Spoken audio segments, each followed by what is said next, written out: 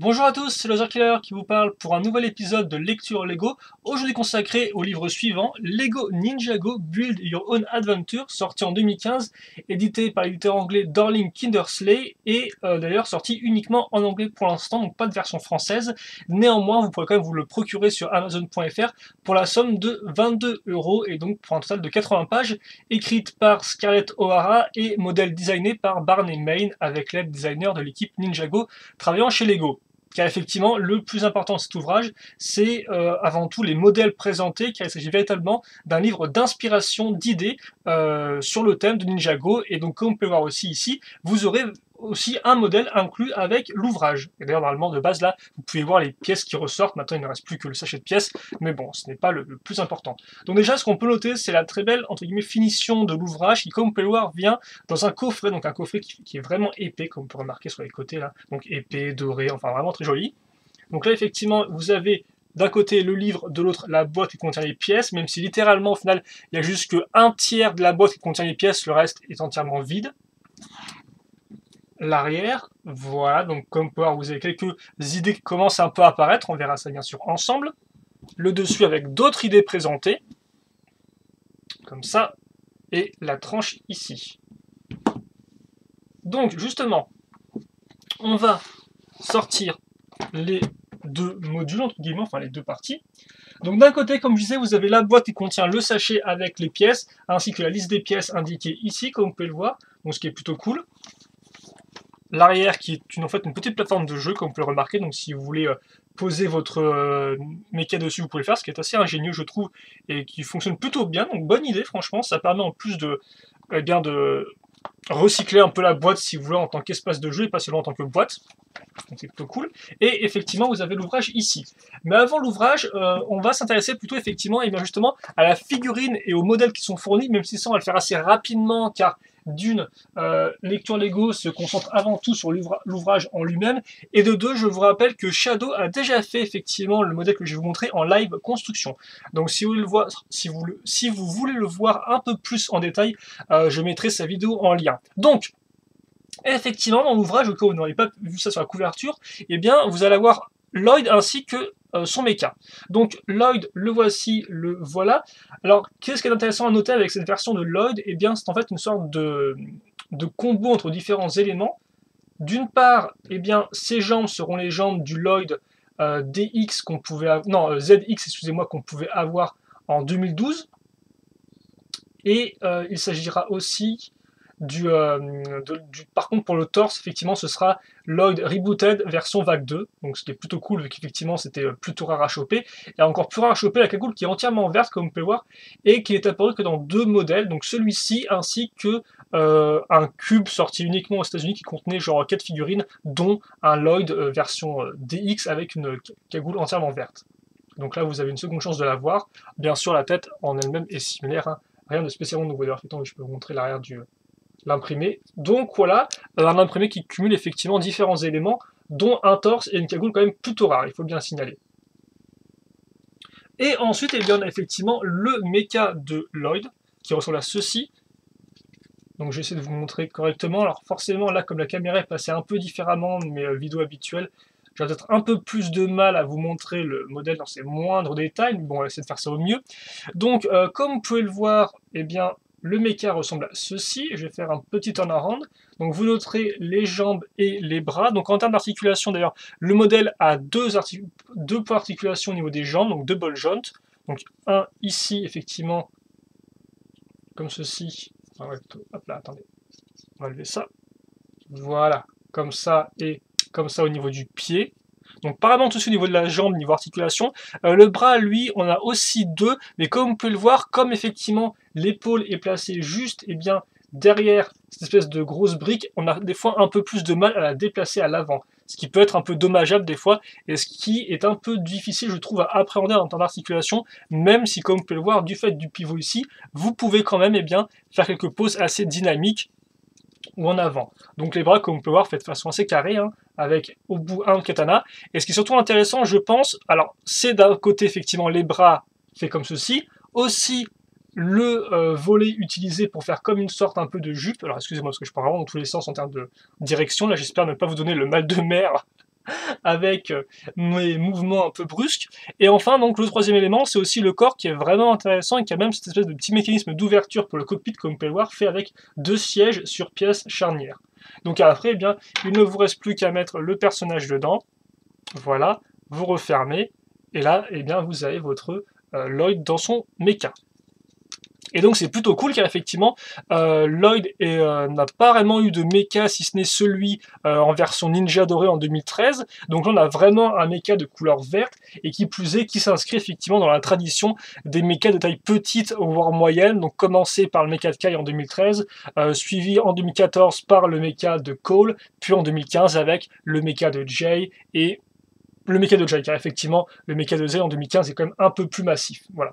Donc effectivement, il condense cette tradition-là, et qui plus est, cette base-là, donc la base comme par avec l'espèce de épaules un peu inclinées comme ça, et bien, enfin épaules inclinées, bras comme ceci, pieds de ce type-là, et bien cette base-là sera réutilisée dans le nouveau robot que vous allez avoir, enfin dans le nouveau mecha que vous allez avoir dans le set de la cave de Samurai X qui va sortir en vague 2 2016. Donc je mettrai aussi un lien vers ça au cas où vous n'auriez pas encore vu ce modèle là. Donc ça vous permettra et d'une de voir le modèle et de deux effectivement de voir que le mecha inclus dedans reprend la même base comme ça avec le même type de bras, de jambes et d'épaules un peu avachées entre guillemets. Donc voilà pour ce modèle.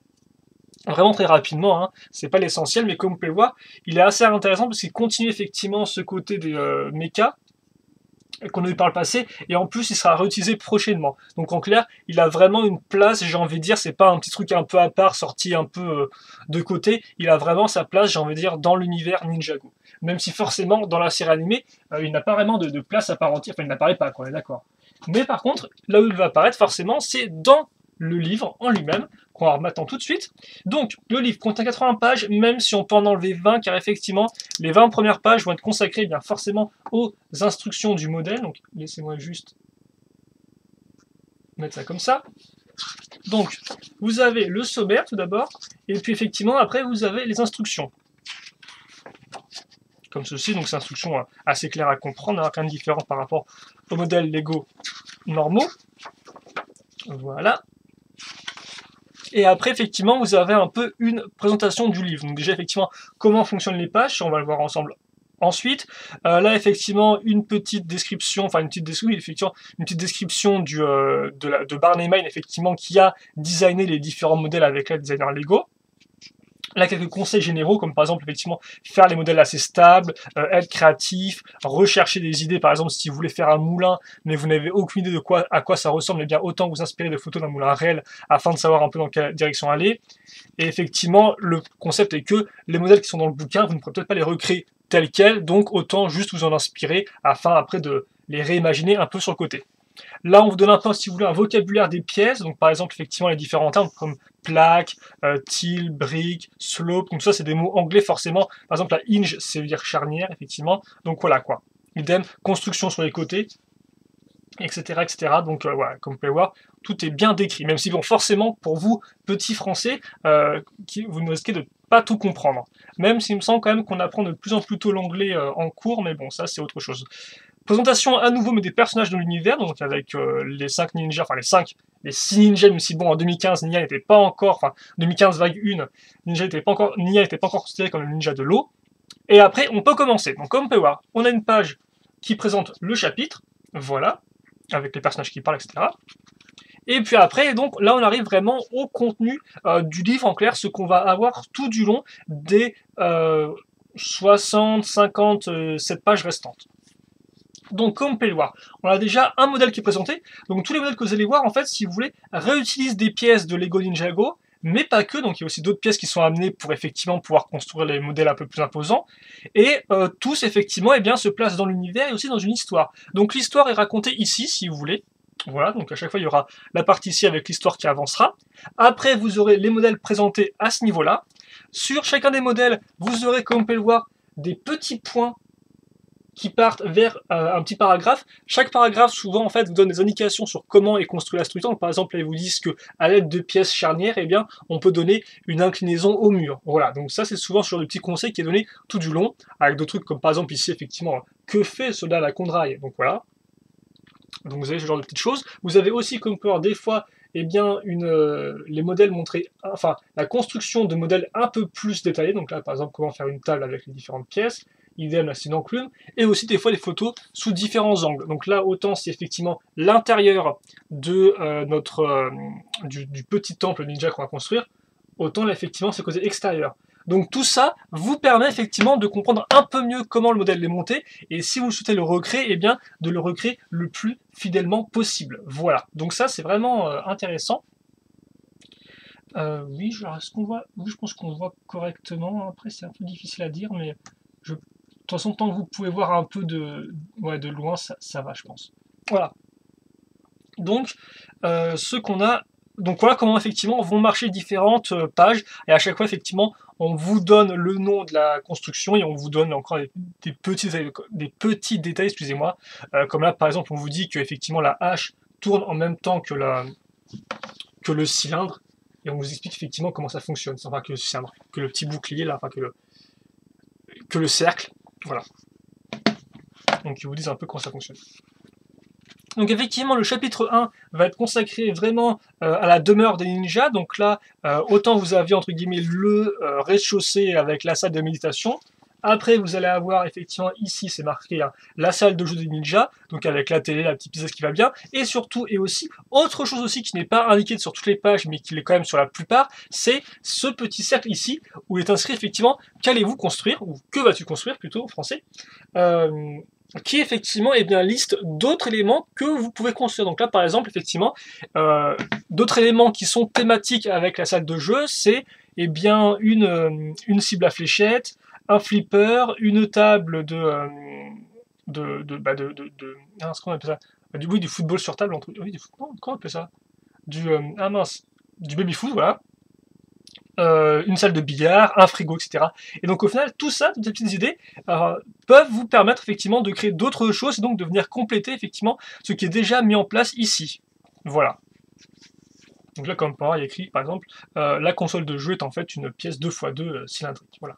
Donc à chaque fois, toutes ces petites choses-là vous expliquent comment on peut construire, comment c'est fait, etc. Donc c'est vraiment bien réalisé. Et même si des fois vous n'allez peut-être pas non plus pouvoir comprendre entièrement comment c'est fait, vous aurez quand même une bonne idée de la conception du modèle. Là, vous avez effectivement le type de page qui est plus consacré à de petites constructions un peu en vrac, si je puis dire. Donc là, par exemple, c'est l'entraînement de call, avec donc par exemple voilà, des passages, etc. au niveau avec les échelles, avec les petits piliers à sauter, etc. etc. Voilà. Et là, ça va être intéressant car effectivement, c'est effectivement un peu le début de l'histoire, c'est que là, on est donc dans l'atelier de Nia. Et donc, en effet, c'est Nia qui construit, si vous voulez, le mecha de Lloyd.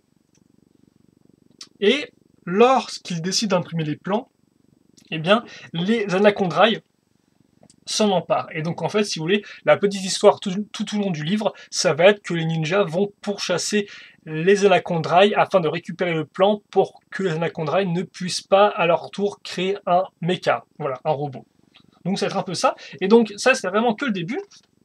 Donc là, on vous montre effectivement le temple entièrement conçu avec les différents étages, etc., avec même une petite baignoire. Donc vraiment, plein d'idées originales qui permettent, et ça c'est vraiment important, c'est vraiment le point fort du livre, de compléter surtout l'univers Ninjago. Et donc ça, autant c'est entre guillemets plutôt classique en tant que premier chapitre. Un temps de ninja, c'est pas la première fois qu'on en voit, ni la dernière je suppose. Donc voilà, ça reste assez typique de Ninjago, mais vous allez voir après, les autres chapitres vont vraiment permettre un peu de compléter l'univers. Donc on va pas faire toutes les pages parce que là encore c'est pas vraiment le but et tout. Si ça vous intéresse, vous pouvez acheter le livre, même si vont forcément là comme il est en anglais, je peux comprendre que vous soyez un peu voilà, de pas tout comprendre pour un peu vous décevoir. Après bon, comme je dis, quand même le principal intérêt, c'est avant tout les modèles, hein, plus que vraiment l'histoire. Même si bon là encore, comme j'ai dit, c'est vrai que les petits paragraphes souvent vous précisent comment sont construits les modèles. Donc bon, c'est vrai, j'ai dit qu'on allait être un peu original, j'ai un peu menti car en effet le second chapitre, eh bien ça reste de la jungle. La jungle là aussi, ça, Ninjago on a bien mangé, hein, que ce soit en 2013 effectivement ou en 2014, 2015 plutôt, 2015 effectivement, de la jungle, encore de la jungle. Donc bon, C'est pas vraiment nouveau. Mais donc, comme vous pouvez le voir, vous avez une petite tente ici. Donc forcément, là, vous allez pouvoir retrouver vous allez pouvoir reconnaître des pièces qui sont utilisées dans différents modèles, quoi. Ce sera encore plus visible après, comme par exemple là et tout, voilà. Ici, effectivement, là, vous pouvez reconnaître les pièces utilisées. Alors ces pièces-là, je sais plus exactement où, mais en tout cas, avec les stickers, ça pourra vous donner un peu une idée, idem avec les jantes dorées. Et donc, comme on peut le voir, effectivement, on a vu des structures en premier chapitre, mais on aura aussi des véhicules ainsi que des créatures. Et ça, effectivement, c'est aussi assez intéressant. Donc, véhicules aussi bien pour les ninjas que pour les Anacondrailles. Même si, comme on peut le voir, en termes de couleurs, hein, on reprend effectivement les couleurs de 2012, vu qu'il y a beaucoup plus de modèles sortis avec les serpents de 2012 qu'avec les Anacondrailles de 2015. Donc voilà. Et donc, on peut voir même les structures, des fois, ont des petits mécanismes avec des petits pièges, etc. Donc, il y a vraiment de tout.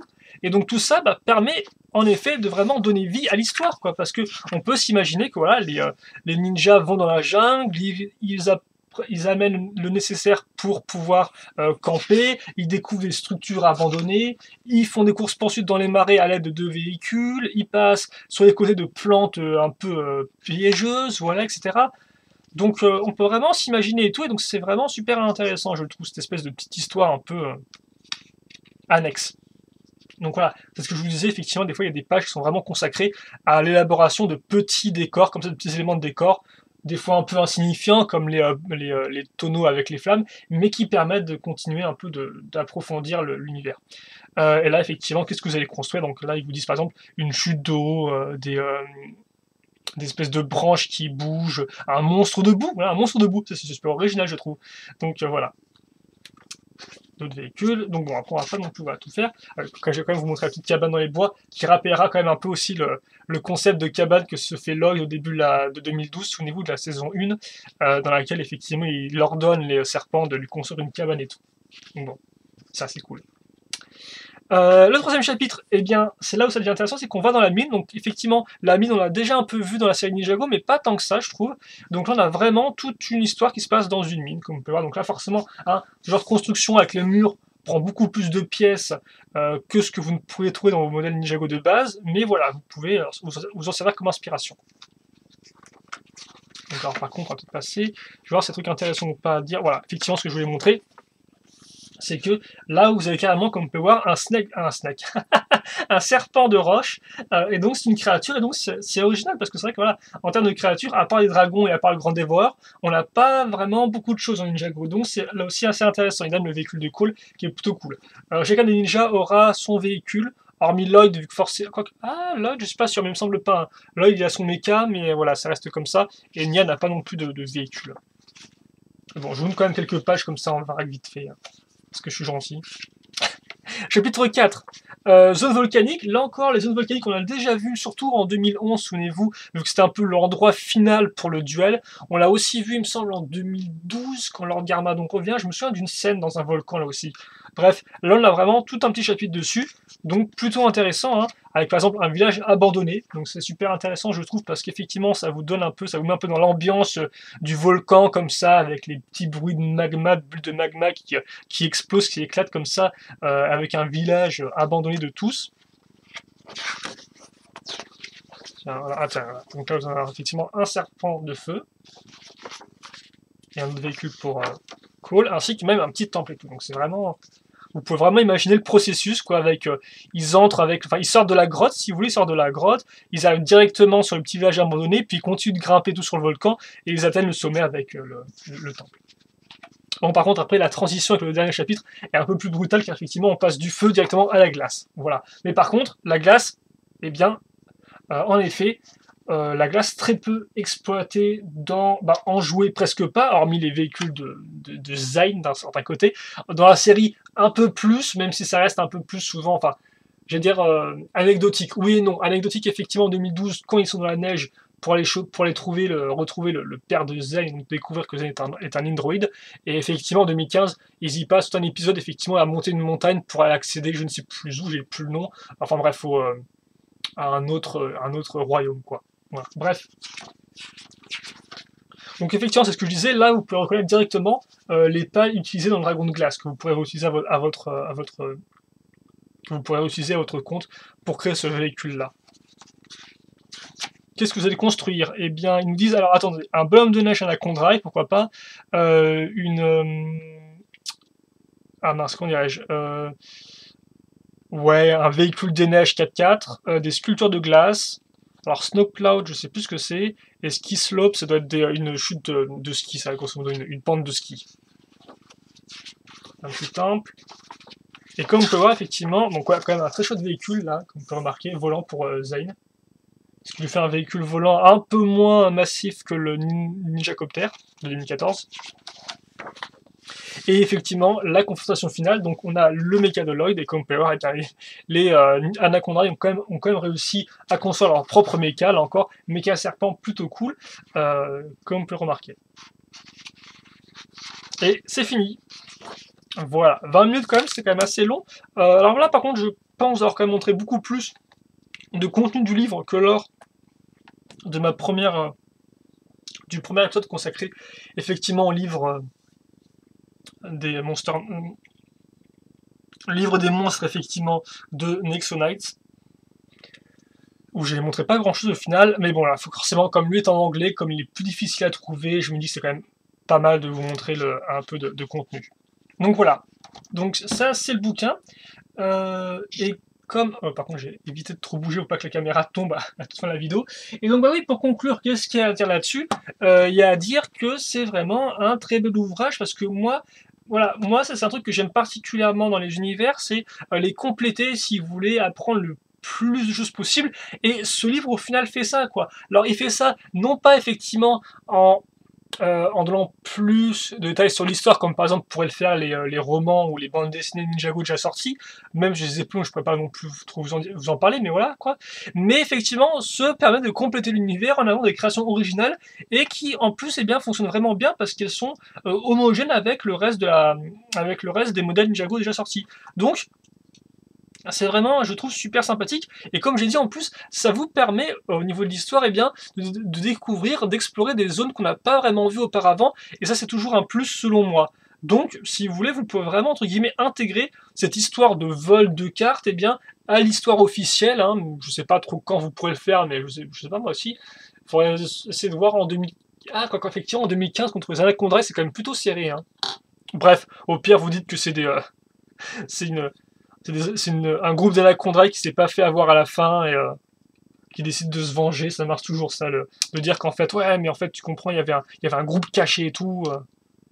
Voilà, donc je pense que c'est vraiment intéressant parce que ça... Voilà, franchement, je trouve que le décor de lave, le décor de neige, c'est des trucs qu'on n'a pas vu souvent, et donc là, les voir exploiter avec des jolis véhicules, ça fonctionne plutôt bien. Et comme j'ai dit, franchement, le fait qu'ils proposent à chaque fois, enfin la plupart du temps, des idées en plus, comme par exemple, vous pouvez essayer de construire un flipper, etc. Là encore, vous donne des idées pour encore plus compléter ce qu'il vous montre déjà.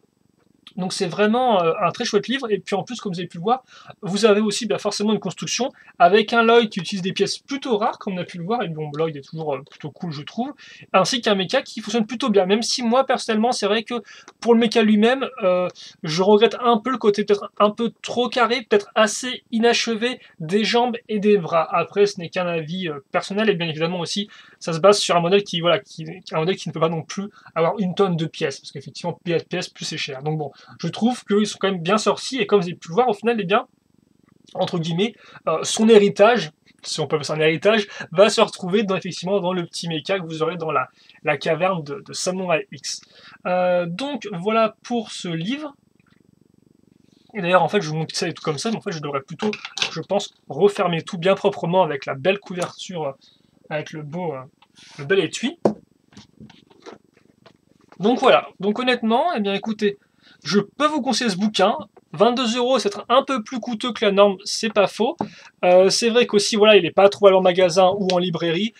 Je sais pas si les librairies peuvent vous commander des livres étrangers, je suis pas sûr honnêtement, mais vous pouvez toujours demander, hein, ça coûte rien d'essayer. Mais en tout cas, effectivement, vous pouvez le trouver sur Amazon. Et puis, j'ai envie de dire, si vos parents, eux, s'y connaissent en anglais, ils peuvent vous aider effectivement à comprendre l'histoire, effectivement. Donc ça peut être intéressant. Ça peut être intéressant et pour vous et pour eux. Voilà. Et comme ça, vous pouvez trouver plein de modèles, essayer de les reconstruire si vous avez une belle collection de Ninjago, vous en inspirer, et donc continuer les histoires et utiliser votre imagination, car après tout, c'est un peu ce pourquoi sont faits les Lego. Donc, on cite là-dessus. J'espère que vous avez apprécié cette vidéo.